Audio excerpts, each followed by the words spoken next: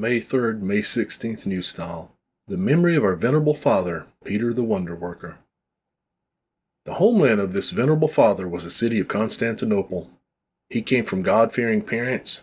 When the parents of the Venerable One took monastic vows, and soon after them his two brothers, Paul and Dionysius, were tonsured into monasticism, he, desiring to lead a life similar to theirs, also embraced monasticism, along with his brother Platon. Becoming a monk, he devoted himself so zealously to monastic life that he surpassed all his peers in this, for, striving at first to imitate them and then all the other monks, he adopted virtues from them and applied them to his own life. By his lofty ascetic life, he earned the love of the Italian bishop Nicholas, who desired to honor him with the episcopal rank, but he declined, citing that he considered himself unworthy of such an honor.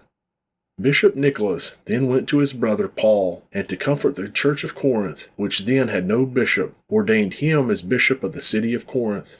After this, the Venerable Peter, evading the insistent request to accept the episcopate, came to his brother in Corinth and took upon himself a vow of silence. But he remained in it for only 1 year, not completing his feat, as notable people and ship owners came to Paul in Corinth from a distant land, asking him to appoint his brother as their bishop, since their bishop had passed away. They insisted so persistently on having St. Peter as their bishop that he, unable to refuse them, contemplated fleeing from Corinth. But when a considerable amount of time passed and the visitors continued their requests even more insistently, he was finally moved by their tears and accepted their offer.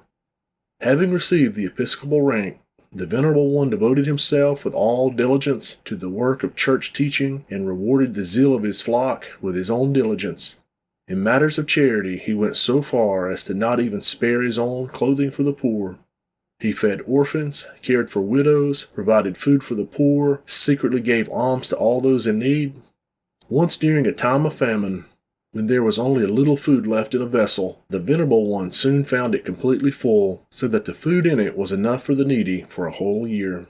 Out of his mercy towards the suffering, he redeemed prisoners and delivered the weak from the violence of the strong. In addition, he healed a possessed girl, foretold in a parable the calamity of the Peloponnese, and foresaw the day of his death long in advance.